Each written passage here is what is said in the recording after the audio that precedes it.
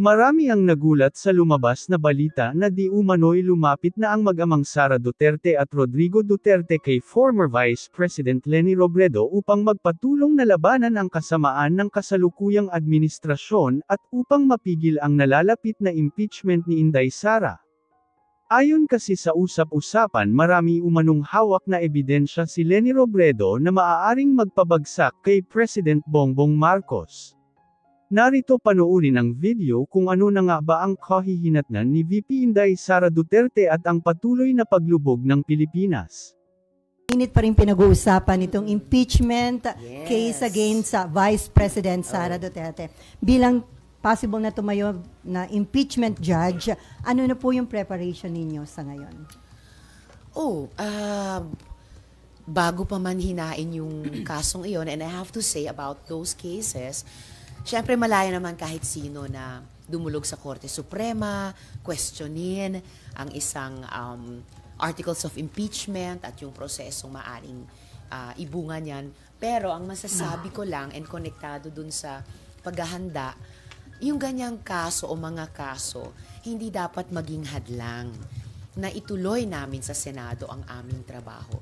Hiwalay naman di ba? Ang pagtitreat at pagdedesisyon kung sakali ng Korte Suprema sa ganyang kaso sa pagtupad namin dito sa Senado sa aming tungkulin. So, magkapareho at parehong matitimbang na tungkulin yan nung dalawang sangay ng gobyerno sa aming trabaho ayon sa konstitusyon. So ma'am, kumbinsido kayo doon sa stand ni Senate Minority Leader Coco Pimentel na kung susundin yung constitutional duty ng Senate pagdating sa impeachment, dapat immediately umaksyon ang Senate leadership? Sumang-ayon ako at sumasang-ayon hanggang ngayon sa pananaw ni Senate Minority Leader Senator Coco Pimentel na ang linaw ng utos ng konstitusyon sa amin, forthwith, at mas klaro pa nga sa Pilipino, agad. At the same time, kinikilala ko yung sinabi ni Senate President Chis Escudero, ang kanya namang pananaw na di umano hindi kami pwedeng mag-convene bilang impeachment trial court habang adjourned ang session namin. Pero kaya sumasang-ayon din ako sa sinabi ni SP na magtatawag daw siya ng isang all-members caucus at sana doon sa caucus na yon mapakinggan ng aming mga kasama ang mga argumento ni Senator Coco kung bakit di lamang pwede kundi dapat mag-convene na kami bilang impeachment court para i-treat i-tackle yung articles of impeachment. May tinuturo din si Sen Coco sa konstitusyon na pag nag-adjourn ang isang impeachment trial, hindi maapektuhan yung legislative calendar. So, in like manner, pwede nating sabihin na dahil nag-adjourn yung regular sessions ng Senado, hindi ibig sabihin na hindi pwedeng umandar at ganapin ang aming tungkulin sa isang impeachment trial naman. So ma'am, inaral na rin ba ng inyong tanggapan yung sinabi ni Senator Coco Pimentel na kahit walang session, ito yung session para sa mga legislative measures, pwede kung gugustuhin na majority ng mga senator na mag-session kayo at talakayin na itong impeachment case laban kay VP Sara? And kung gugustuhin na majority ng mga senator? Yes, at kung taming pag-intindi ko kay Senator Coco, hindi lang pwede kung hindi dapat. At sinasabi din po yan sa rules, no? Sa rules ng Senado, specifically yung Senate Rules of Procedure on impeachment trials. So, sa tingin ko po, batay sa sinabi ni Senator Coco at yung pag-intindi ko rin sa tinatalakay nila sa konstitusyon at sa aming sariling rules on impeachment dito sa Senado, walang pumipigil sa amin na i-tackle yung articles of impeachment at mag-constitute bilang impeachment court. Ang kinakatwiran ni SP Chis, nagiging maingat lang siya sa kanyang hakbangin dahil ayaw daw niya na mabigyan ng bala ang kampo ni VP Sara na ma-question ng hakbangin ng Senate sa Korte Suprema. Well, hindi na namin kinailangang intayin yun. Ayan, tumakbo na si VP Sara sa Korte Suprema precisely para hamunin yung impeachment complaint na iyon. So in a way, the issues are joined. And muli, napapanahon sabihin, walang pumipigil sa amin sa Senado. Ito pa rin ang aming tungkulin sa ilalim ng konstitusyon. Ma'am, before RG, bukod sa inyo, sino pang ibang senador ang sumusuporta sa stand ni Senator Coco Pimentel? At sa panawagang All Senators Caucus? Sa All Senators Caucus, hindi ko pa sigurado kung ilan pa ang sumusuporta sa ideyang yon. But I wouldn't be surprised kung majority na rin sa bilang. Ay dahil ilang beses na rin naman kaming nag-All Senators Caucus sa mga mahalagang issue na hindi kaagad pinagkakasunduan. And at this time, no, sa taong ito, ano pa ang isa sa pinaka-importante kung di itong tanong ng impeachment? Okay, RG. Even before the adjournment noong February 8, never po bang napag-usapan kahit sa lounge or informally yung matter of impeachment among senators? Kasi my point here is, do you think Senator Cheese, SP Cheese, will say all of the things and do all of the things that he has done and said so far without asking first yung kanyang mga kasamahan sa mayorya? Maaring kayo, hindi kayo natanong kasi minority kayo, pero yung mga kasama niya naman, parang ang hirap i-imagine na sasabihin niya lahat ng ginawa niya nang hindi man lang tinatanong yung mga kasama niya sa mayorya, di ba? Well, totoo na may pagka-consultative si SP as a Senate President should be.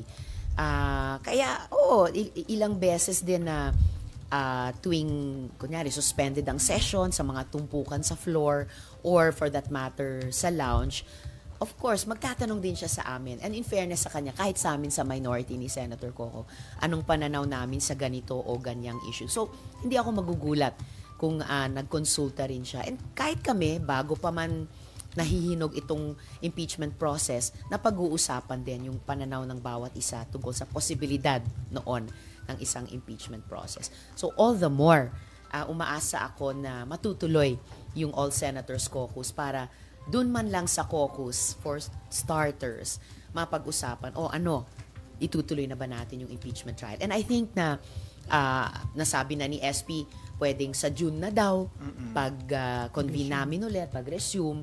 Pero sa tingin ko, at ito yung pwedeng pakinggan ng mga colleagues namin sa mga argumento ni Senator Coco, posible at para sa akin, and I believe para kay Senator Coco, mas desirable at kayang gawin mas maaga sa Hunyo. But why would they want to do that now? Kasi why couldn't they have done it earlier if they really wanted it, diba? Kasi kung may boto talaga yan, kung may numero talaga yan, it could have been done as early as last month or early this month. February pa pala. Totoo, it could have been done earlier this month rather than hanggang ngayon parang napipinto pa yung desisyon kung gagawin na namin o hindi. But at least, kung gagawin na namin ngayong Pebrero o Marso, Abril, Mayo, mas okay na yon kesa sa Hunyo pa. So, once mabuo yung desisyon, tingin ko nga hindi lang desisyon, dapat obligasyon sa ilalim ng konstitusyon ng majority na bilang ng mga senador. Again, I don't see anything standing in our way. Ma'am, how would you address pala yung thinking that you are a sure convict vote because your party mates in the Akbayan are among the complainants in the in one of the earlier complaints? Akbayan was the endorser, not a complainant but the endorser of the first complaint. Pero bago pa man hinain nung aming mga allies sa civil society yung several impeachment complaints, bago pa man in-endorser yung mga complaints na iyon ng iba't ibang mga representante sa House, nire-raise na namin dito sa Senado ng minority, nire-raise ko na rin yung mga issue ng transparency and accountability na ilan sa mga importanteng grounds ng iba't ibang articles of impeachment na inihain sa House. So, bago pa man sa mga party or partisan considerations, siguro mas doon nakabatay yung tingin ng mga mamamayan kung ano yung posibleng maging boto ko o boto namin.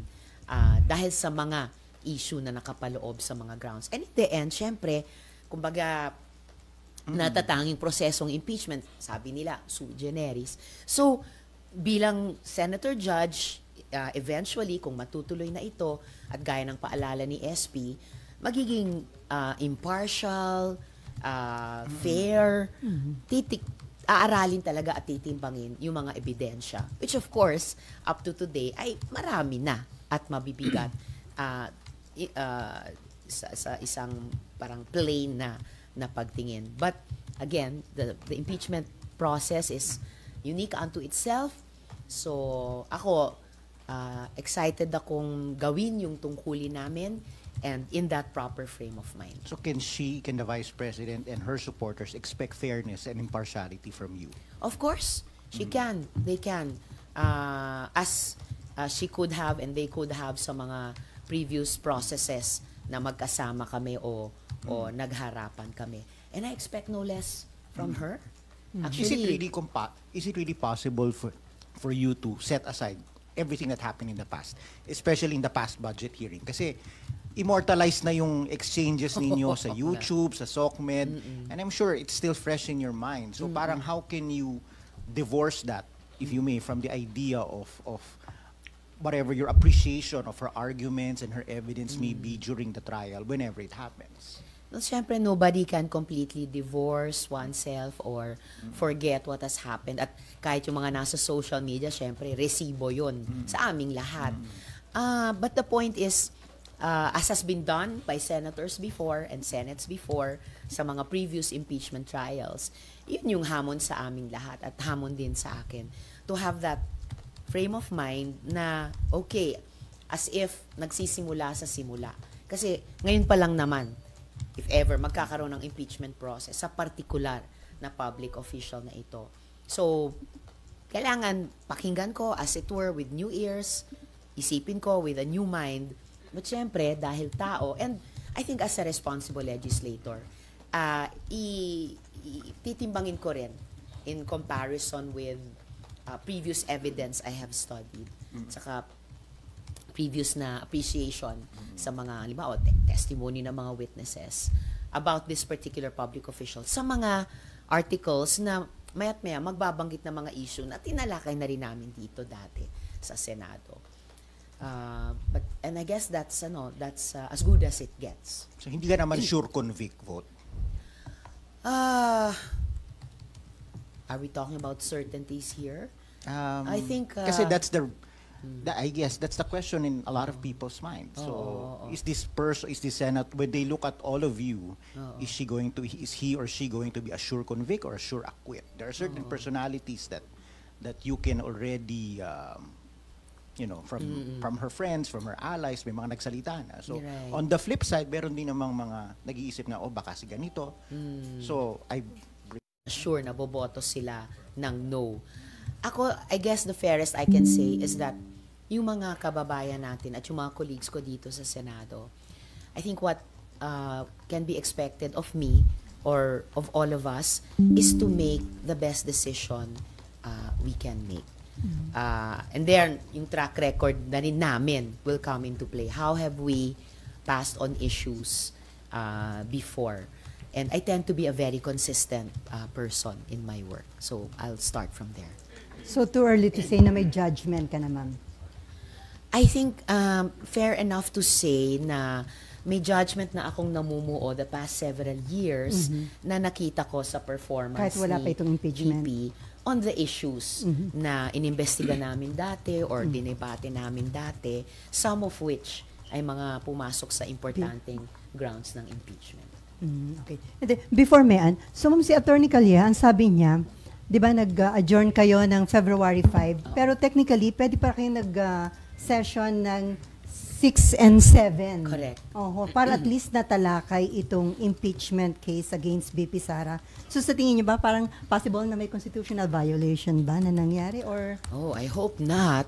Ang pakiramdam ko sa kung tao ang konstitusyon, kung tinitignan niya kami sa Senado, tingin ko parang ang ugali pa rin niya sa amin ay, napapanahon pa rin ngayon.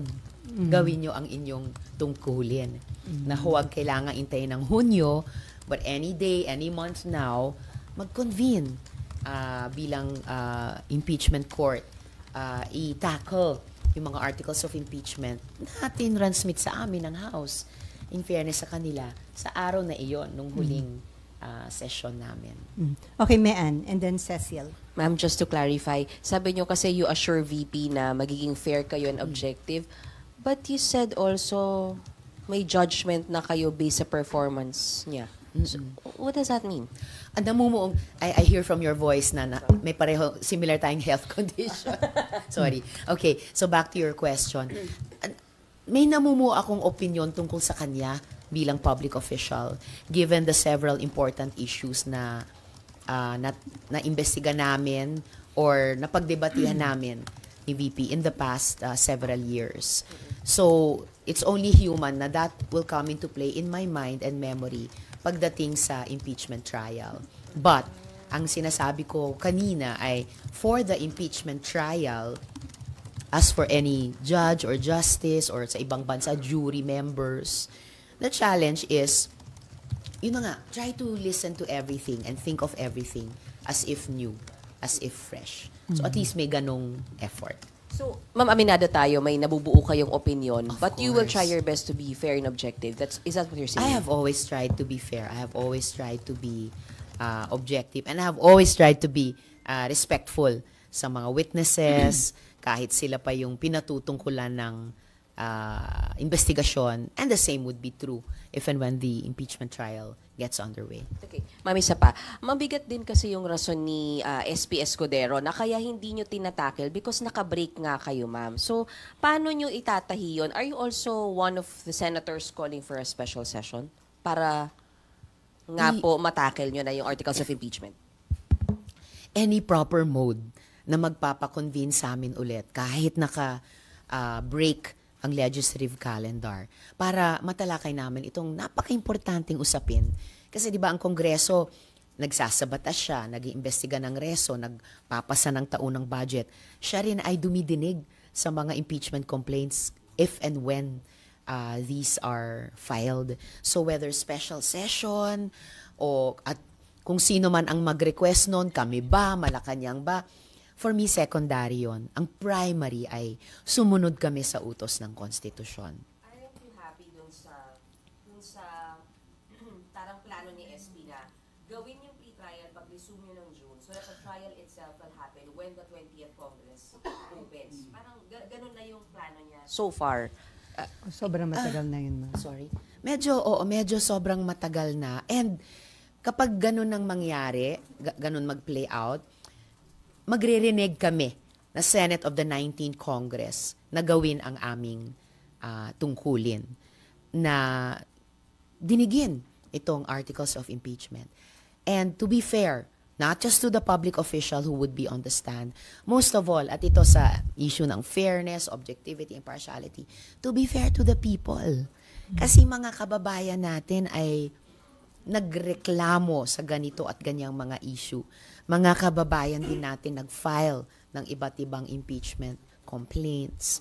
And we as the Senate, like the House which did its duty on this matter of impeachment, we owe our kababayan to fulfill our duty on this impeachment process. Isa na lang. Kasi parang ang sinasabi naman ni SP, hindi naman masasayang yung oras nyo. Kasi yung pre-trial on June, kung mangyayari siya, is submission ng summons. Basically, maraming mangyayari. Amendments ng rules nyo. So parang yung 30 days nyo, pagbalik nyo ng June, is magagamit naman ng husto. Para daw pagbalik nyo ng July, trial proper, in 3 months, tapos kayo, October may verdict. So is that something na kaya nyong i-accept kung talagang... Hindi naman mahirap tanggapin yung usapin ng kailan, yung time frame. Kasi all throughout the 3 years of a Congress, dami naming pwede at dapat gawing trabaho. Pero usapin ng sino, yung casting. I mean, people are speculating, ihambing yung composition nitong 19th Congress Senate sa posibleng composition ng 20th Congress Senate. Pero lahat yan, ball in play or lahat yan fluid. Pero para sa akin, magiging malaking pagpapabaya sa responsibilidad namin, Senado ngayon ng 19th Congress, na gawin ang aming trabaho sa impeachment complaint na ito. totoo, hindi masasayang ang panahon dahil magagawa namin yung mga preliminaries. Pero hindi na namin mapapatupad yung rules ng impeachment trial dahil 20th Congress Senate na ang magpapatupad nito. Yes po, may problema. Okay. Sign language, tapos Okay na? subtitles. Okay.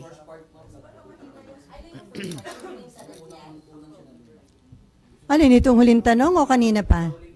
Huling tanong. Okay na? Okay na ngayon? It's okay. Ano nga yung huling tanong? Okay. Okay. From 19 to 20. Sige. So, kumbaga, masasayang, hindi yung usapin ng timetable or the when. It's the who na masasayang. Yung casting ng 19th Congress Senate. I know people are comparing yung casting namin ngayon at yung casting ng posibleng 20th Congress Senate dahil may intervening election and kung ano daw yung posibleng fortunes ng impeachment complaint comparing the 19th and the 20th Congresses. Pero ang masasayang ay yung magawa naming mga 19th Congress Senators, yung aming buong tungkulin. Kasi magagawa namin yung mga preliminaries all the way to formulating the rules. Pero hindi namin mapapatupad yung rules na yon dahil kung mangyari yung timetable na sinasabi, 20th Congress Senate na ang magpapatupad nito. And we, the current senators, would have reneged on our duty to hear this impeachment complaint. Sorry pa, yes. Lang po yung sabi nyo na magiging pabaya sa responsibilidad ng Senado. So yun, kung paubayan namin na sa 20th Congress Senate pa ang didinig sa impeachment complaint na yon, kaming mga senador ng 19th Congress would have reneged on our responsibility to do just that now. Before Cecil, Marlon, and RG, ma'am, possible ba na kaya hindi na-actionan itong impeachment case against BP Sara aside dun sa stand ni SP na dapat may session, dahil naka-recess ang session, dahil din ba marami kayong kasamahan, re-electionist, umiiwas dahil maiipit sila kapag nagkaroon ng impeachment trial? Well, that's a fair consideration siguro sa kahit sinong re-electionist. Pero malay ba natin kung gawin ng ating mga mamamayan at botante na electoral issue itong impeachment? Kasi hindi lang simpleng political issues ang grounds for impeachment. Mga usapin talaga ng paggogobyerno, mga usapin ng transparency and accountability. So it could go either way. Yung pagtansya ng mga kasama naming re-electionist. And it's easier said than done, lalo na sila naman ang re-electionist. Pero over and above everything else, tungkulin talaga namin. And I suppose, isang basis para sa electability or re-electability ay yung pagtupad sa tungkulin. So mas mabigat yun, ma'am, yung agampanan ninyo, yung tungkulin ninyo sa pagdating sa impeachment kaysa dun sa iyong pagkampanya bilang re-electionist? Oh, that would be too easy for me to say and hard for them to say. Pero I think fair na magsing bigat yon. At lalo na nga kung maging election issue itong impeachment. Okay, Cecil, Marlon, and then back to RG. May two school of thoughts na sinasabi, may petition sa SC na huwag na ituloy yung impeachment and at the same time, madaliin yung proceeding sa impeachment. Ano po yung masasabi mo para mas mag-guide yung public to parang side, alin ba yung better? Mas yung Supreme Court ang gagabay sa ating lahat, pati sa amin dito sa Senado. Dahil inutusan na nila kami, among others, mag-reply dun sa kaso ni VP Sara. And I have yet to hear. Wala pa din silang desisyon dun sa naunang kaso, no, na padinigin sa amin yung impeachment complaint. So, Supreme Court mas ang magsasalita tungkol dyan. Ang masasabi ko lang sa ating mga kababayan ay yung napag-uusapan na natin na dapat talaga agad naming talakayin yung impeachment complaint. Sayang na naintay pa na meron pang kababayan, abogado na kailangan maghain ng kaso para lang utusan kami gawin ang aming tungkulin. At ayan na nga, yung subject ng impeachment complaint ay naghain pa ng kaso sa Korte Suprema.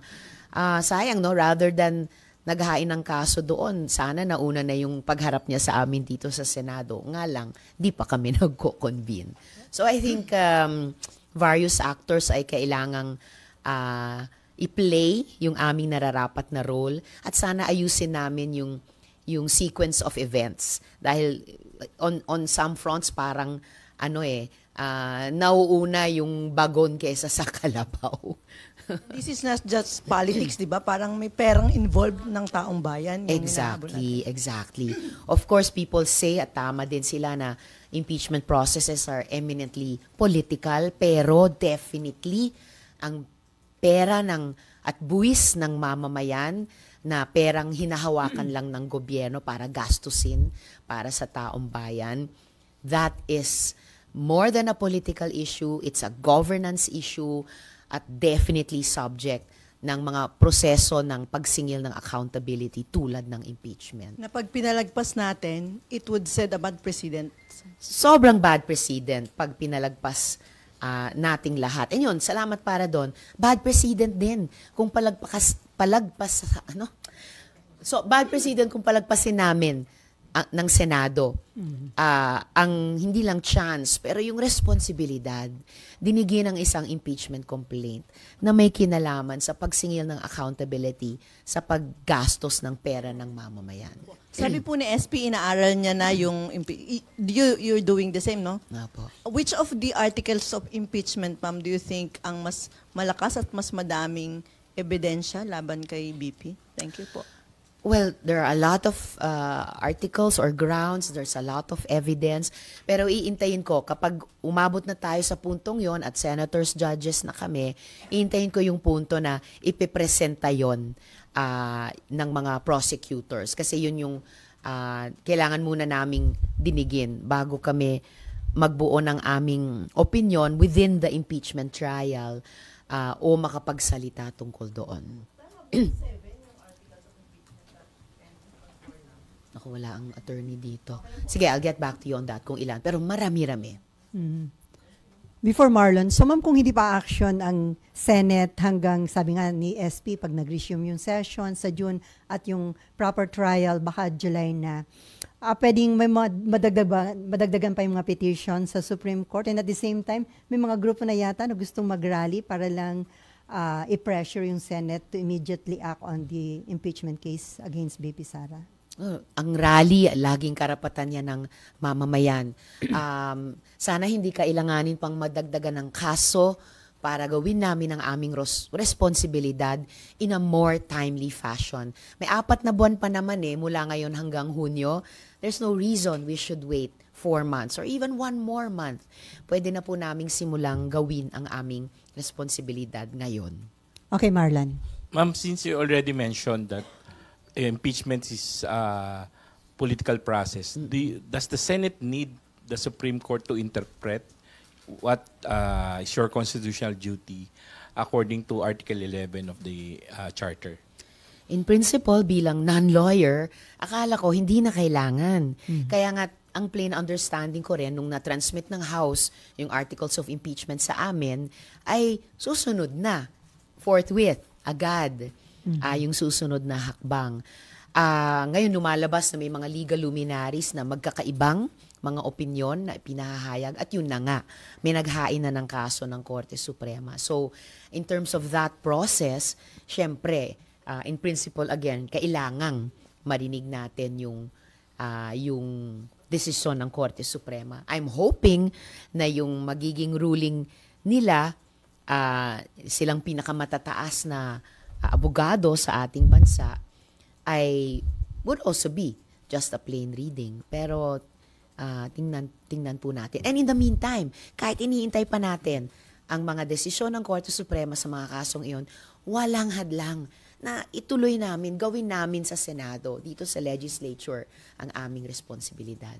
Since there's no existing jurisprudence pa po dun sa issue na yan, don't you think the Senate on its own should make its own interpretation by exactly yung sinasabi ni Sen Coco by calling an all members caucus na kayo na mismo yung mag-interpret? Ano ba yung trabaho ninyo instead of waiting for another branch?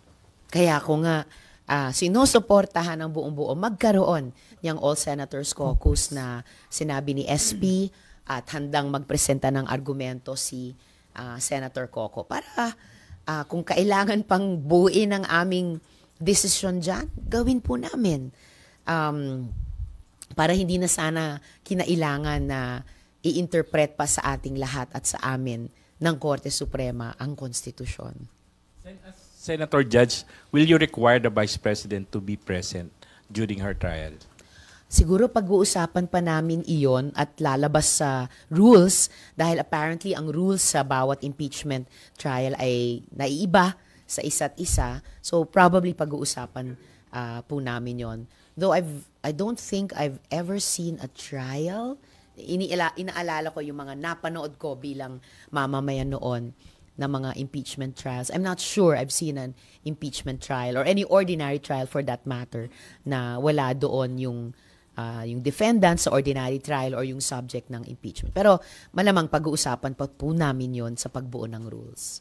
Just because nakita naman natin in previous events sa House na si BP kahit iniimbitahan siya, hindi siya nagpupunta. And do you think this should be a different, kasi this is her trial, hindi nakatulad ng proceedings na nangyari sa House? Well, kung magiging sa rules namin na dapat present yung subject ng impeachment, then she should show up. Before RG, ma'am, may mga hinar na kayong legal consultant para sa impeachment? Pinag-aaralan muna ng mga abogado sa staff ko. So, we're in the very early stages. So, wala pa pong pag-uusap tungkol sa pag-hire ng mga legal consultants. Pero of course, if and when the trial gets underway, yun ang magiging pinaka-interesante sa siguro lahat ng mga abogado dito sa Pilipinas.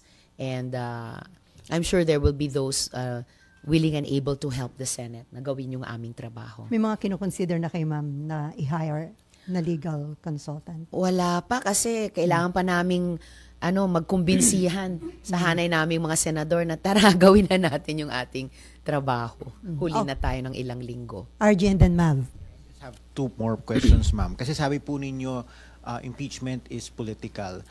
There is, in the past, there was a past survey saying that almost half of the respondents are in favor of the impeachment. But there's a new survey coming from WR Numero, who is a partner of EBS-CBN, saying almost half, 47%, disagree with the impeachment of the Vice President. So how do you think, question number one, how do you think are these surveys going to weigh in sa desisyon ng mga senador? Considering it's a political process, it has become an election issue, rightly or wrongly, and hindi lang for this election, but also for 2028. May mga nagsasabi, this is the first real chance of her opponents to take her out with the perpetual disqualification from public office. I think surveys are taken into consideration ng kahit sinong mamamayan na nasa responsableng posisyon. And of course, including us here in the Senate. Isang paraan yung kasi na kunin yung pulso ng mamamayan. And at the same time, bagamat nga, gaya ng sinasabi ng mga kababayan natin, impeachments are also political. Pero impeachment trial is a trial. So kahit siguro yung mga judge o justices sa mga trials, distinct from an impeachment trial, ay talagang sinusubukan nilang magsuot ng garb of impartiality. So again, that will be one of the requirements to us. I guess I can't say it plainer than that. Parehong magwe-weigh sa minds namin at sa mga puso namin. And in the end, we will just have to decide based on not just about the articles as parang written words lang, pero yung karanasan at yung mga ebidensyang sinasabi at yung mga opinyon na binubuo ng ating mga mamamayan who live through these issues that are at the heart and soul of the articles of impeachment. Naisip niyo na po ba yung implications nung sa 2028 with the perpetual disqualification from public office? Is that something that weighs heavily na, yun na nga, you can make the prospect of another President Duterte go away by imposing that penalty? Of course, it's on our minds also. Kasi isa sa mga mabibigat na implikasyon yan or consequence ng isang impeachment. And for others, na lalo na yung mga victim survivors na nakatrabaho namin sa mga earlier investigations, na mga earlier issues, para sa kanila, hindi nga ito looking forward lamang sa mga future na mga eleksyon. Para sa kanila, and para din sa amin na mga allies nila, it's also finally a reckoning sa mga past na mga krimen laban sa kanila na never pa nila nakakuha ng substantive na hustisya at saka never pa sa kanilang nakasingil ng accountability. So, in a way, kung matuloy na yung impeachment trial, past and future will collide in the present. And imperfect as any process is, imperfect as any decision is, baka pagkakataon din ito at responsibilidad sa amin sa Senado to give a little bit more of a measure of justice and accountability sa mga hindi pa nakatanggap nito. Okay, Mav. Ma'am, hello. Ayan. Ma'am, you already mentioned na yun nga po, past and present future will collide. Do you think it would be possible to differentiate si VP Sara dun sa tatay niya na naging presidente? Because a lot of the past investigations ng Senate were concerning mostly the past administration, not really VP Sara po. Of course, we must distinguish VP Sara from Duterte, the former president. Di naman si Duterte ang ini-impeach Ibang process yung napipinto sa kanila, yung ICC. So, labas yon sa impeachment trial. So, kapag matuloy na yung impeachment trial, there is only one public official na implicated dyan, and that's VP Sara alone. You mentioned lang din po kanina na you're very supportive of the All-Senator Caucus, but then for example po, hindi po ito matuloy. Would you go so far as na kausapin yung mga kapwa nyo senador, because you're also friends with them, na kung hindi tayo magko-caucus, convince them by your own po? Baka ngayon pa lang kinakausap na namin ni Sen Coco yung mga kasama namin. So, again, that's part of the normal na ganap dito sa napaka-human na institution natin, napaka-Filipino na institution natin. And sana pag natuloy na yung All Senators Caucus, siguro sa loob nun, maraming kumbinsihan din. So, yeah, no problem. Sorry, ma'am, so meron po kayong kinakausap ni Sen Coco, and if meron nga po, ano po exactly yung napapag-usapan? Actually, wala pa akong nakakausap tungkol dyan, pero I'm guessing it wouldn't be impossible if Senator Coco is speaking to our colleagues. At yun na nga, nasulatan na niya yung si SP. Opo, at ginawang public yung sulat. Okay, ma'am, other topic na tayo. Ma'am, kahit nung December 30 binigay na deadline ni PBBM para nga tapusin na yung mga operasyon ng POGO sa bansa. Pero until now, marami pa rin mga galamay at POGO bosses ang nasa bansa at yung iba engaged pa rin sa mga illegal activities and criminality. So, nakukulangan ba kayo sa hakbang ng mga otoridad o talagang magiging mahirap na completely maging POGO-free tayo? Of course, mahirap maging completely POGO-free agad. Kasi at least 9 years na sila o 8 years sila nandito mula ng panahon ni Duterte. Pero mahirap man, we can put and we should put an end to them. Diba? Inanunsyo yung ban sa kanila, SONA pa, Hulyo pa, more than half a year ago. Nailabas na namin yung committee report ng Senate Committee on Women, Children, Family Relations, and Gender Equality. Last month or early this month, nakahain na yung aming anti-POGO bill. Naglabas ng EO ang Malacanang para bigyan pa ng ngipin yung inanunsyong Pogo ban at tuloy-tuloy yung mga law enforcement operations. Pero obviously kulang na kulang pa rin. Yung mga Pogo bosses na yan, malamang marami sa kanila andito pa rin. Hindi pa lumalabas kasi ino-oversee pa nila yung pag-morph ng kanilang Pogo operation sa mas maliliit, guerrilla-like operations. May mga bago pa silang modus, no? Mga travel ads. Kunong travel ads sa simula. Pero sa mag-signify ng interest, volunteer, parang sign in nila at ire-recruit nila sa mga scam operations na pala. At meron na silang mga nabiktima, no? May 12 mga Filipino naghihintay pang ma-rescue sa Myanmar. Yung at least isa sa kanila ni-rape ng Chinese boss nila. So yung gender dimension nito, kitang-kita pa rin natin, nagpapatuloy ng matindi. And so the accountability again of public officials, ang linaw, pinoint out namin yan sa committee report na kaya't pagkatapos ng appropriate investigation ng mga relevant agencies, kasuhan din sila. Kasama si Mayor Criseldo Calugay ng Suwal.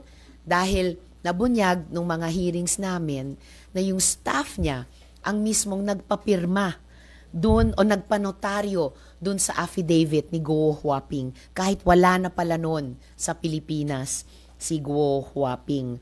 Hindi po mamamayagpag yung mga Pogo na yan kung walang ganyang mga public officials na nagpoprotekta sa kanila.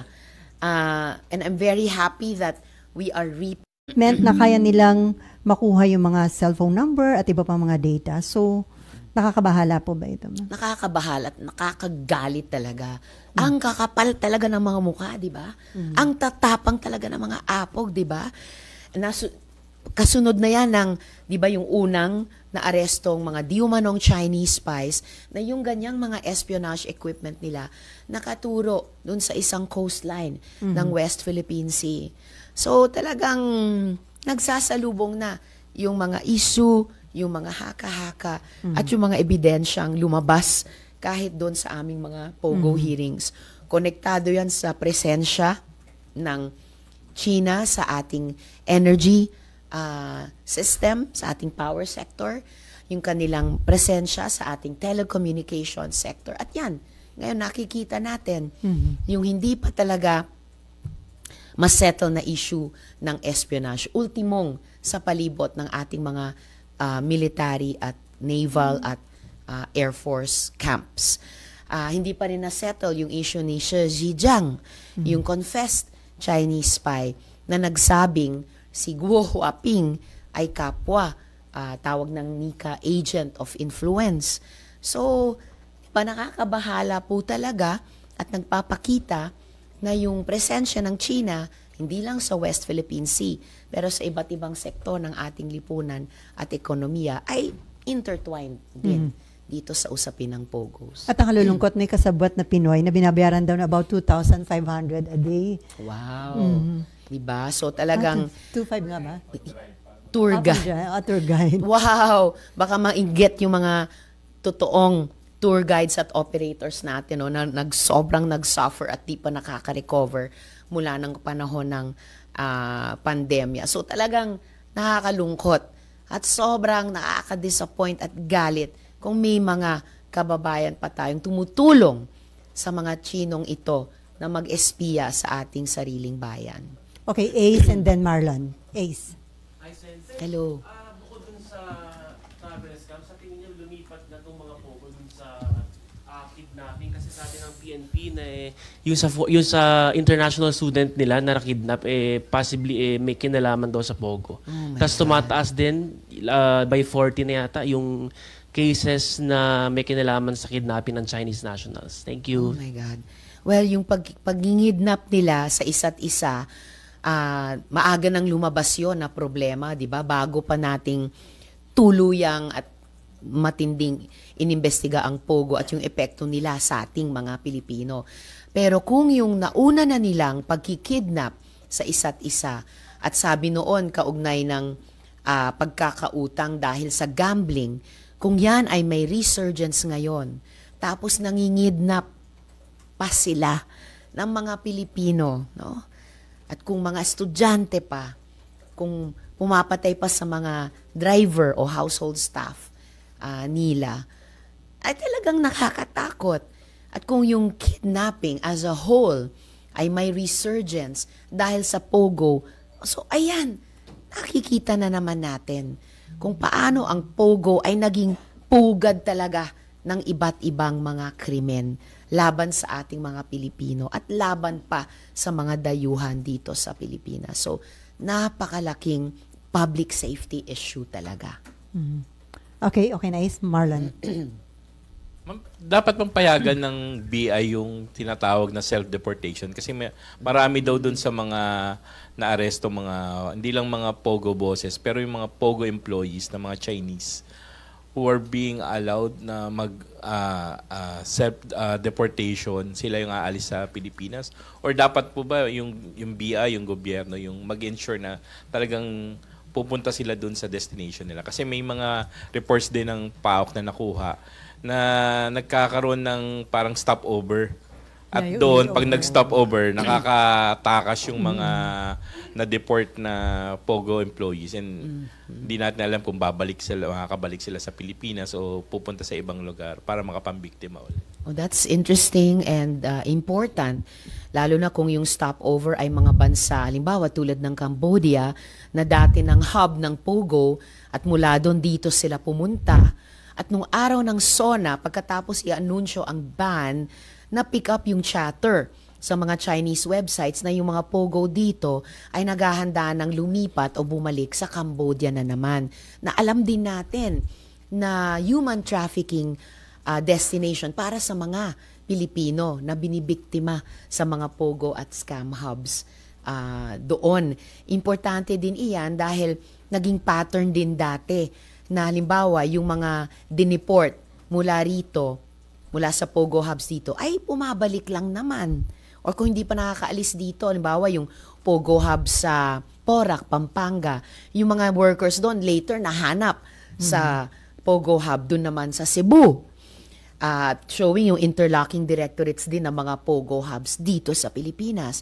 Or yung mga na-rescue sa pogo hub sa ibang bansa, inuwi dito, mga kababayan natin, nagre-repeat victimization doon sa ibang bansa. So, importante sana na kahit may so-called self-deportation, na in fact, isa sa mga unang ipinanawagan ng ating mga otoridad, syempre, kung lalabas sila sa Pilipinas, dadaan naman sila. Dapat, dadaan naman sa Bureau of Immigration. And for any vetting as well ng ating mga law enforcement authorities na innocent victim survivors ba sila, pa-self-deport, or nagkaroon ba sila ng criminal record dito, dapat malaman din, lalo na kung later on, magtutour na naman sila dito or papasok na naman bilang workers. At kung may ganong mga criminal records, either way, sana magkaroon ng coordination sa mga immigration authorities dun sa ibang mga bansa, whether yung final destinations nila or kung saan man sila posibleng mag-stop over para siguruhin na talagang makakarating sa dapat pupuntahan at hindi magdi-detour somewhere, no, to the detriment ng hindi lang Philippine pero regional na efforts na tapusin itong pogo nightmare na ito. Don't you think lahat na yung deportation dapat gawing mandatory instead of payagan yung sinasabi nga nilang self-deportation? Well, ngayon ko rin lang narinig kasi yung term na self-deportation. Kung deportation talaga, so dapat may organized action sa panig ng sending government at yung pagtanggap din sa kanila nung receiving government or gobyerno man ng home country nila. Sa SP lang sila, Senate or kasi may naka-file na bill I think it was Jinggoy Senator Estrada. Jinggoy na on para palakasin yung espionage law sa Pilipinas. Yes. Kasi to sunod-sunod na naman yung arrest ng mga Chinese national allegedly involved in spying. And sinasabi po ng AFP and NBI, although hindi nila pinangalanan yung China, pero state-sponsored daw yung mga galaw ng mga tao na to. Yes. No, I definitely agree with SP Pro Temp Jinggoy Estrada at maaga ko na rin ipinanawagan na i-update at palakasin yung ating anti-espionage laws. Lalo na ang China, for one, meron siyang mga espionage or national security laws na nire-require yung mga mamamayan nila, kahit yung mga state-owned enterprises nila na nagnenegosyo dito sa Pilipinas o kahit sa ibang bansa na kapag hiningan nila ng impormasyon, obligado silang magbigay, kahit siguro to the point of spying. So, sinusuportahan ko din yung panawagan ng NICA nung nagsalita sila sa huling hearing ng Senate Committee on Women tungkol sa POGOs na precisely i-update at palakasin yung ating anti-espionage law dahil yun ay originally para lamang sa times of war. Pero peacetime, wala po. Nag-iba na yung espionage. Hindi lang tuwing gera ginagawa ng ibang mga bansa. Kahit tulad ngayon, wala namang gera, wala namang hot war. Pero ayan, patuloy yung pag-aresto ng ating law enforcement authorities sa mga dayuhang ito, mga Chino, na di umano, nag-espiya pala sa atin. Okay, last 3 question. Raymond.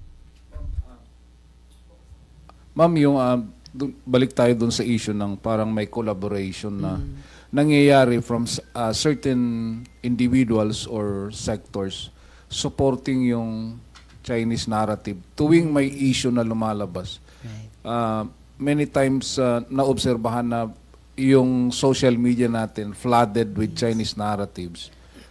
Supposedly may mga sumusuporta sa kanila. How do you look at this na nangyayari instead of supporting yung Philippine stand?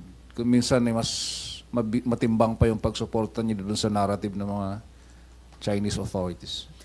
Iyan ay bahagi talaga ng influence operations ng China sa buong mundo. And we feel it very strongly here in the Philippines. Na tuwing bubuli nila tayo sa West Philippine Sea or merong anumang issue na may ginagawa silang masama o mali sa atin, maglalabas talaga sila nung kanilang mga propaganda na pinasisinungalingan yung nararanasan ng ating mga mangingisda o Coast Guard o Philippine Navy o iba pang mga kababayan. Ginagaslight nila tayo na hindi naman namin ginawa yon. And in fact, kayo, Pilipinas, mga Pilipino, ang lumalabag sa aming karapatan. And I would expect that from Chinese state-owned media. Pero hindi ko aasahan at hindi ko matanggap. At talagang sobrang masakit marinig o mabasa o makita mula sa sariling mga kababayan. It is very regrettable. Not something na aasahan sa kababayan o sa isang mamamayan ng Pilipinas. Unfortunately, yun ang name of the game ngayon ng Beijing. But talagang lumalaban talaga yung kalooban ko sa ganyang gawi ng ilan nating mga kababayan. Related to the 2025 election, may mga grupo na nananawagan na huwag suportahan yung mga supposedly suspected o candidates who are suspected to be supporting yung Chinese narrative or masyado silang tahimik when it comes to issues regarding the West Philippine Sea and POGO and other issues related to the relations between the Philippines and China. Would you support such kind of call, ma'am?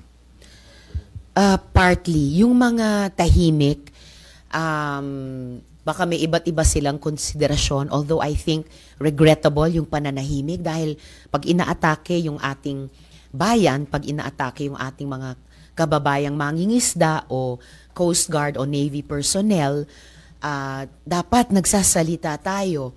Pero I would support that call dun sa mga sinasabing sumusuporta sa Chinese narrative. May termino nga kahit dati pa Manchurian candidates, yung mga sumusuporta o sinusuportahan ng Beijing. Kasi ang linaw na kahit sa mga napaka-recent issues, kung ganong kasama ng mga state-sponsored ng China na mga gawain dito sa ating bansa. Yan man ay POGO, yan man ay pakikialam sa ating energy sector, yan man ay pakikialam sa ating telecommunication sector, yan man ay tahasang pag-espionage laban sa ating bansa. So, at this point in time, klarong hindi natin kaalyado ang China. At kapag may importanteng proseso tayong gagawin, tulad ng eleksyon, napipili tayo ng ating mga leader, dapat klarong para sa Pilipinas at national interest ang kanilang magiging paggogobyerno o pagpapasa ng mga batas at hindi para sa interes ng China na makakasakit sa interes ng ating bayan. Okay, Mav. Ma'am, you remember after po nung SONA ng presidente na sinabi niya nga po na ibaban na yung POGOs, there was a time na wala na talaga yung mga scam texts, parang nanahimik po talaga lahat. Why do you think nagkaroon po ng resurgence recently? Yeah, napansin ko rin nga yan And it's really very worrying na totoo, dumadami na naman yung mga kababayan natin, kahit yung mga kamag-anak natin, mga kaibigan, nagre-reklamo na, wow, may resurgence na naman ng mga scam texts and messages. Kumpara nga nung panahon ng Hulyo, Agosto, nung nakaraang taon, ang daming ang nakapansin na, wow, talagang drop. Kung hindi man zero, steep drop ng volume ng mga scam texts and messages. Kaya may realization na, talagang revenue stream din yan ng mga POGO. So, kung yung pag-research niyan ay indication na nakahanap nga na naman ng footing at secure footing ang reinvented POGOs para sa sarili nila. So, bukod sa ang laking estorbo na naman ng scam text at messages sa atin, very worrying kung naka-land na naman on their 2 feet ang mga POGOs sa atin. Oh, and yes, dapat yung mga loopholes dun sa EO na nabanggit ko kanina, that was Executive Order 74, dapat ma-address. Lalo na yung provision dyan sa EO na iyan na excludes online games of chance conducted in PAGCOR-operated casinos, licensed casinos, and junket agreements. Pinoint out ko na ito kay ES Bersamin, meron silang ilang kinorekt sa EO, pero ito ay hindi pa talaga. At dapat maipasok ito sa ipapasa naming anti-POGO law. Dahil otherwise, maghahanap at makakahanap ng masusuotan, even in the law, yung mga POGO na iyan, sa pamamagitan pa ng PAGCOR. So, wake up call ito, serving of notice ito sa PAGCOR na huwag nilang papayagan itong mga reinvented POGOs makahanap ng espasyo sa mga casino at mga casinos na may junket agreements na nasa ilalim ng jurisdiction ng PAGCOR. And we will, as best as we can, we will see to it that they won't be able to sa batas na ipapasa namin. And this is a call again to the executive na gawin din yan sa EO nila. From Seth, Do you think there should be a moratorium muna sa mga, lalo na yung mga online casinos, gambling, dahil nga po, alam natin, naglilipatan yung mga POGOs, so this might be an opening for them? I think that would be a very good option to consider. Kung hindi maka-catch up yung law enforcers sa pag-stamp out ng POGOs, kung may dangerous openings pa rin o loopholes sa EO, kung hindi pa naipasa ang batas, I think a moratorium would be a very good option for the executive to consider all the way from Malacanang to PAGCOR itself. Yes, why not? Bakit hindi nila pag-aralan yan? And then from Cecil, sabi nga daw ni Senate President Chis Escudero, dapat aralin din yung impact ng PIGO. Right. Agree. PIGO, POGO, baka hindi lang isang letra ang difference.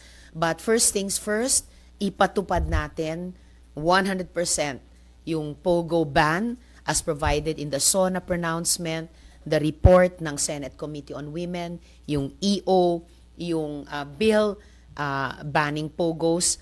Dahil kapag magawa natin yan, then mas mahusay din nating mahaharap yung legislative at saka any executive challenges na hinaharap naman dun sa PIGO naman. May pahabol lang na tanong si Amor Santos. Sinabi ni Senate President Chis Escudero he's not interested in the VP post and will turn it down if offered kung makonvict si VP Sara. And he also urged the impeachment proponents to do the same out of delicadeza. What is your take daw on this? I respect that. In fact, kung mag-prosper yung impeachment trial, yung pag-appoint ng kapalit na VP, labas na yan sa impeachment process eh. Para sa akin, again, first things first. Ituloy na natin yung impeachment process pagkatapos matanggap namin ang articles of impeachment na tinransmit ng House of Representatives. So, ituloy na natin yung impeachment process all the way to the impeachment trial sa panahon ng 19th Congress Senate. At meron daw ba kayong proposed amendment sa impeachment rules? Maaga pa, pag-aaralan pa namin yan sa pagbubuo ng rules nitong impeachment trial dahil ang rules ng bawat impeachment trial ay iba sa iba pa. At last na ba about politics, may mga ini-endorse kayo na senatorial candidates. Yes. Ano yung chance nila na sa May 2025 elections? May fighting chance na.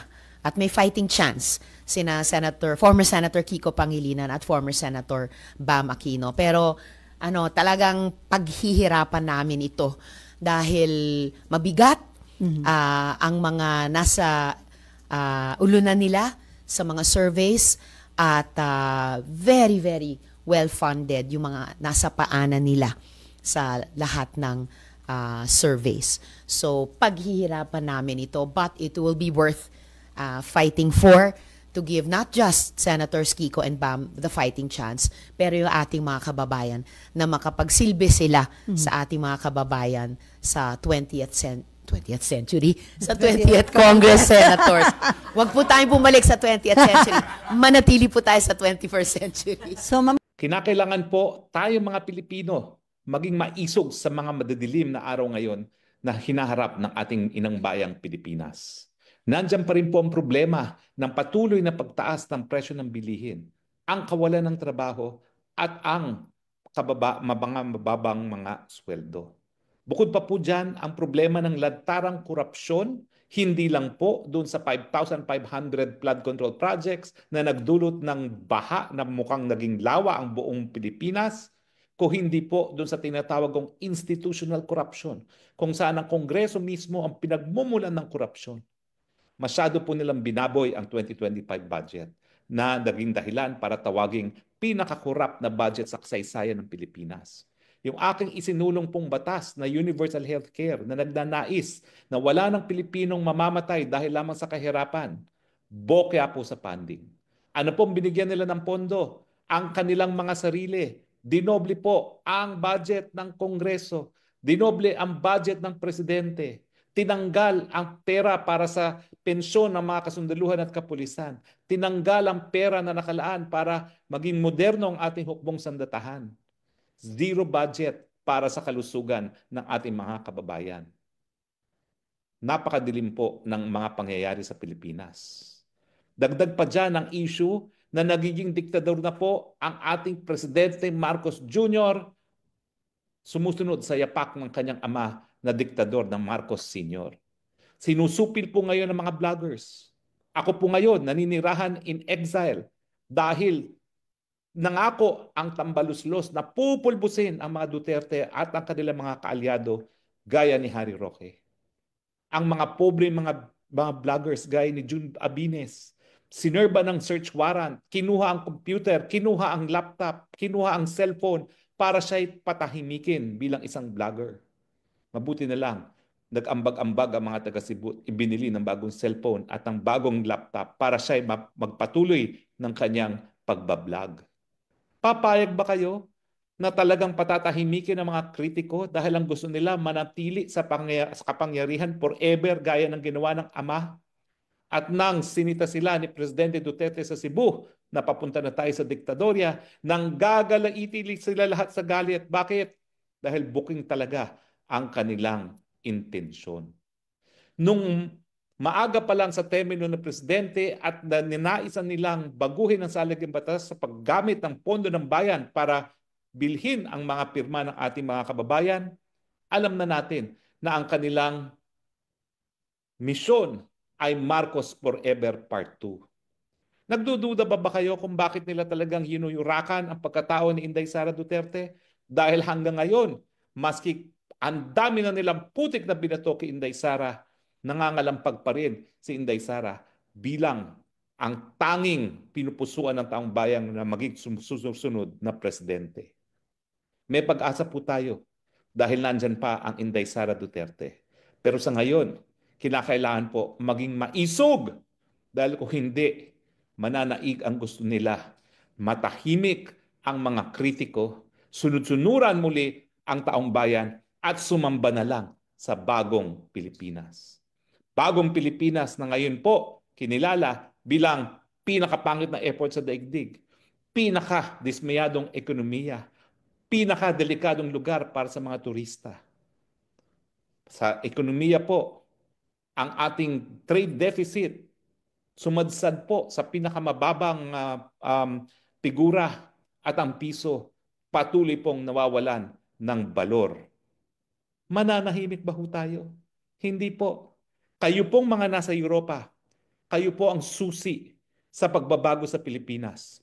Ang universal healthcare po, yan po ay nagkaroon ako ng karanasan nung ako po'y nakapag-aral sa Inglaterra at nakatikim ng libreng gamot at libreng paggamot bilang isang diabetic na foreign student. Kaya nga ang sabi ko po, pag ako nagkaroon ng posisyon, pag ako'y nagbigyan ng pagkakataon, ibibigay ko rin ang universal healthcare sa ating mga kababayan. Naisabatas na po, pero hindi po tinutupad dahil inuna muna ang kanilang korupsyon kesa sa benepisyo sa taong bayan. Ito rin po ang dahilan kung bakit ako'y nakikiusap diyan sa ating mga kababayan sa Europa na suportahan ang Gabay Party List number 139 sa balota. Sila pong nangako ng tamang pagpapatupad ng ating batas na universal healthcare. Nang sa ganon, lahat po ng Pilipino magkaroon din ng karanasan gaya ng karanasan nyo dyan sa Europa na hindi namamatay ang mahihirap dahil lamang sa kahirapan. Panahon na po yan dahil yan po yung obligasyon ng gobyerno. Hindi po yan palimos sa kakababayan nating mga Pilipino. Sila rin po magpapatupad ng tama ng ating sinulong ng batas na libreng irigasyon sa lahat ng maliliit na mga magsasaka. Ang problema po ngayon, bagamat nandyan na po yung batas na yan, 50% lamang ng ating kabukiran ang merong patubig. Kinakailangan po yung pera para sa flood control gamitin para lahat ng mga baha magamit natin para sa irigasyon. Nang sa ganun po, matigil ang patuloy na pagtaas ng presyo ng pagkain sa Pilipinas na nagtutulak ng presyo, ng taas ng presyo ng lahat pang iba pang bilihin. Patutupad din po nila yung libreng tanghalian sa mga nagugutom na kabataan, ang pangako ng Gabay Party List. Lahat na po ng estudyante, hindi lang po yung mga nagugutom, ang bibigyan ng libreng tanghalian. Ibigay na po natin yan sa ating mga estudyante kesa sa bulsa ng mga senatong at mga congressman. Tama ba ho? At siyempre po, marami pa silang bagong panukalang isusulong gaya ng Whistleblower Act. Kinakailangan po natin ng whistleblower, yung mga magsusumbong, mga magbibigay ebidensya sa mga kurakot sa gobyerno dahil kung hindi po natin sila bibigyan ng proteksyon, hindi po matitigil ang kultura ng korupsyon sa Pilipinas. At siyempre, yung aking pinanindigan noon pa, ang Freedom of Information Act na kinakailangan lahat ng impormasyon na nakakaapekto sa pang-araw-araw ng buhay ng mga Pilipino, magkaroon ng access ang ating mga kababayan dyan. Ang aking pakiusap po, 139 Gabay Party List para sa ating party list. So aking mga kababayan dyan sa Europa, kayo po talagang pag-asa. Dahil kayo dyan sa Europa ang nakakita na kung paano dapat gawin ng mandatong gobyerno na magbigay serbisyo sa mga mamamayan mula pa nang sila'y sinilang hanggang sila'y mamatay. Sana po, dahil sa inyo, mamumulat ang mga mata ng ating mga kababayan ng paninilbihan sa gobyerno. Yan ay dapat nagre-resulta sa benepisyo sa ating mga kababayan. Ay Martes, kaya meron na naman po tayong Spokes Hour. Meron po tayong ginugunita ngayong araw. Ito po ang ika-39 na anibersaryo ng People Power 1 kung kailan ang taong bayan, ang sambayan ng Pilipino ay sinipa at sinuka ang Marcos Jr. Meron po tayong kasabihan, ha? Ang hindi lumingon sa pinanggalingan, hindi makakarating sa pupuntahan. Kaya importante po, wag nating kakalimutan ang araw na ito bilang tagumpay ng taong bayan laban sa isang diktador na magnanakaw at lumabag sa karapatang pantao. Hindi po tayo po pwedeng masubject to community standard, ha? Dahil lang sinabi kong magnanakaw ang Marcos Sr., yan po ay desisyon ng Korte Suprema ng Pilipinas at ng Korte ng Switzerland. Nung binalik nila yung bilyong-bilyong pera na nahanap nila doon sa Switzerland na deposito ng mga Marcoses, no? Hindi rin po pwedeng magsabi sila na kasinungalingan ang sinasabi natin na pumatay, na nurture at nag-enforce disappearances ang mga Marcos dahil meron pong desisyon ang hukuman sa Hawaii kung saan nag-award nga sila ng 2 bilyong mga dolyares para sa mga biktima ng martial law. So sinuka po ng taong bayan ang Marcos Sr. dahil siya ay magnanakaw, mamamatay tao, nano-nurture at nag-enforce disappearances. At syempre, alam naman natin ang kasaysayan.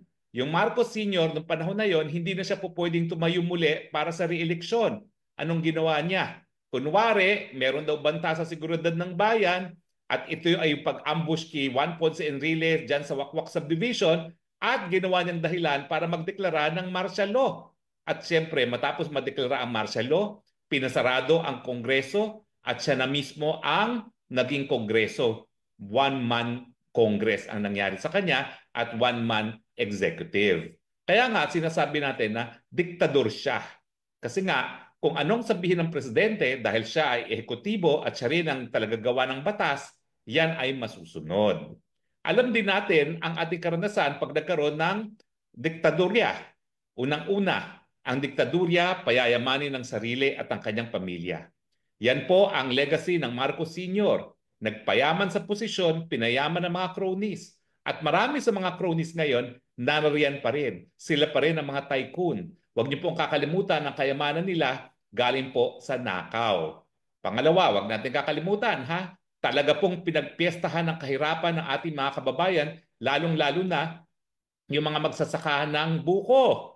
Naku po, yung ginawa nila na coconut levy na siningil nila sa mga pobreng mga magsasaka ng buko, yan po ay ginamit nila para sa mga korporasyon na ginawa nilang mga pribado at hindi naman nakinabang po ang mga magsasaka. Hanggang ngayon po, yung pondo na yan ay hindi pa po pinapakinabangan ng mga magsasaka, bagamat meron na pong batas na nagsasabi na dapat pakinabangan na yan ng mga magsasaka ng niyog. Pangatlo po, talagang sinusupil po ang kalayaan ng malayang pananalita at kalayaan ng pamamahayag. Dahil kapag ikaw ay diktadurya, siyempre galit sa iyo taong bayan dahil ang gusto ng taong bayan ay demokrasya. Kaya anong ginawa niya? Pinasarado lahat ng mga kalabang mga periodiko at telebisyon. No? Pinasaradong ABS-CBN, pinasaradong GMA at ang natira lang ay yung government station na PTV4 na walang ginawa kundi magpatugtog ng may bagong bukas, yung bagong, ewan ba kung ano tawag doon, bagong lipunan anthem. No? At yan po ay mukhang nangyayari muli, gaya na nangyari sa pagpapasara sa SMNI at yung mga pananakot at bantang pagpapakulong sa mga vloggers. Ano pa ang leksyon natin sa diktadurya? Kapag may diktadurya na nagpapasasa lang sa posisyon, ang bayan nakakalimutan. Kaya doon sa panahon ni Marcos, tayo po'y naghirap dahil sila lang po ang nakinabang. At kaya nga po ang buong daigdig ay talaga naman pong kinasuklaman ang diktaduryang yan dahil nga yung nakita nilang koleksyon ni Imelda Marcos na sandamukal na mga sapatos na mga mamahalin, yan po'y patunay na kapag ikaw ay nagkaroon ng diktadurya, payayamanin mo lang iyong sarili at kakalimutan mo na ang bayan. So yan po mga ating leksyon na hindi dapat konsentihin ang diktadurya, hindi dapat pumapayag na yunuyurakan ang demokrasya. Marami nagsasabi na hindi pa tayo natututo ng ating leksyon.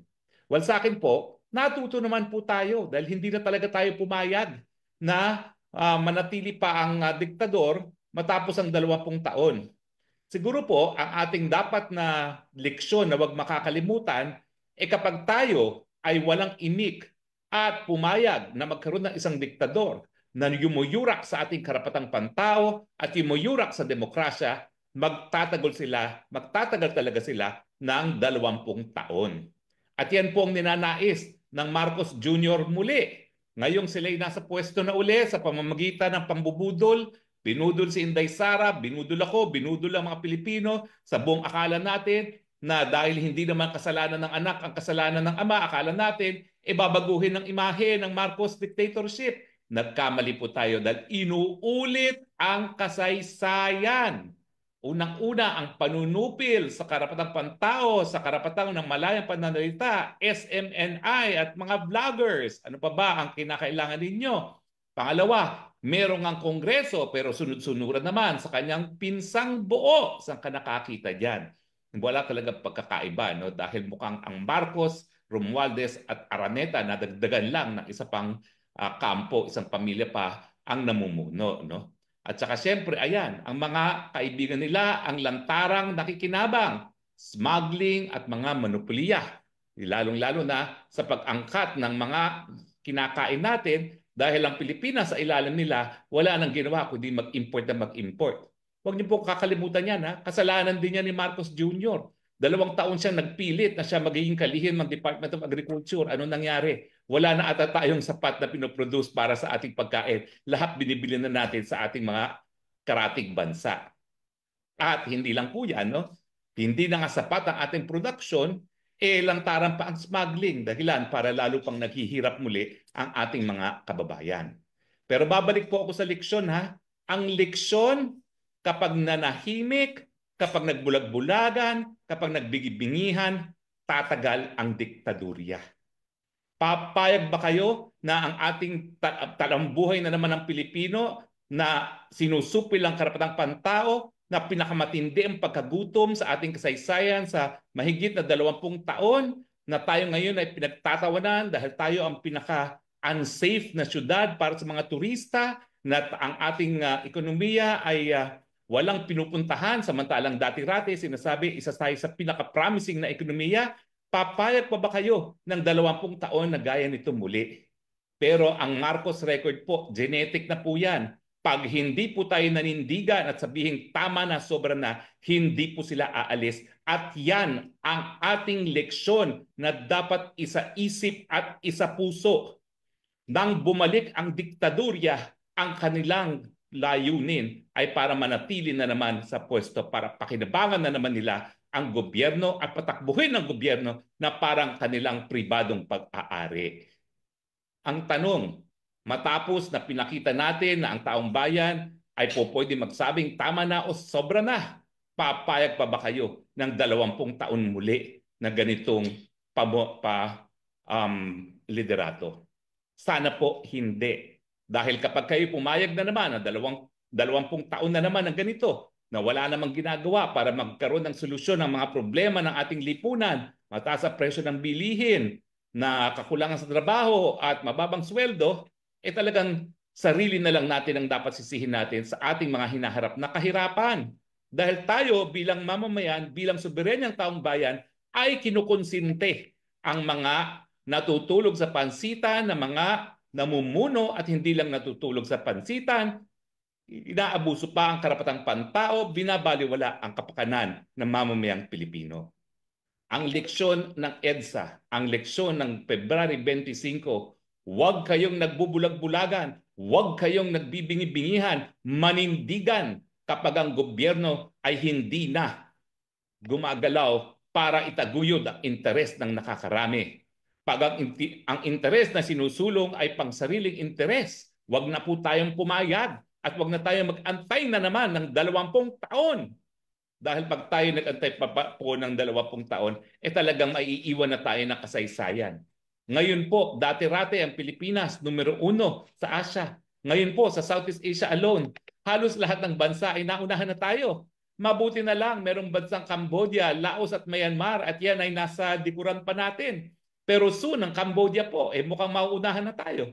Dahil pagdating lang sa turismo, naunahan na tayo ng Cambodia. Mantakin niyo po yon sa Southeast Asia. Tayo kulilat na. Ang kasama natin ay Laos, Myanmar at East Timor. Papayag pa ba kayo dyan? Papayag ba kayo na bagamat tayo unang-una, mahigit 100 million people at ang sinasabi nila talaga naman ang tanging yaman ng bansa ay unang-una ang kanyang populasyon. Doon sa katunayan na binasbasan tayo ng Panginoon ng tanging yaman at saka siyempre yung ating strategic na lokasyon. Papayag ba tayo na kulelat na tayo sa ating rehiyon? Talaga pong hindi magbabago yan kapag ang presidente hindi alam ang gagawin bilang presidente. Kapag ang presidente hinahayaan ang asawa at ang kamag-anak na nagpapatakbo ng gobyerno. Talaga pong maiiwan na tayo kapag ang presidente ay wala sa tamang pag-iisip at hindi nga po pwedeng pag-isipan ang solusyon sa problema ng bayan. So wag po natin kakalimutan ang mensahe ng EDSA. Huwag nang antayin na humaba pa ang walang kwentang liderato. Dapat manindigan, dapat maghusga, dapat sipain sa posisyon ang hindi karapat-dapat na nakaupo. Yan po ang mensahe ng EDSA. At kapag yan po ay naisa puso natin at nasa isipan na natin yan, naku po, ang Pilipino po, uunlad at talaga naman pong mangunguna muli, hindi lang po dito sa Southeast Asia, kundi sa buong Asia. Dahil naniniwala po ako, lahat ng tanging yaman, lalong-lalo na ang kayamanan natin dahil tayo ay mga mamamayang Pilipino, ay nasa atin na. Binayayaan na tayo ng Panginoon.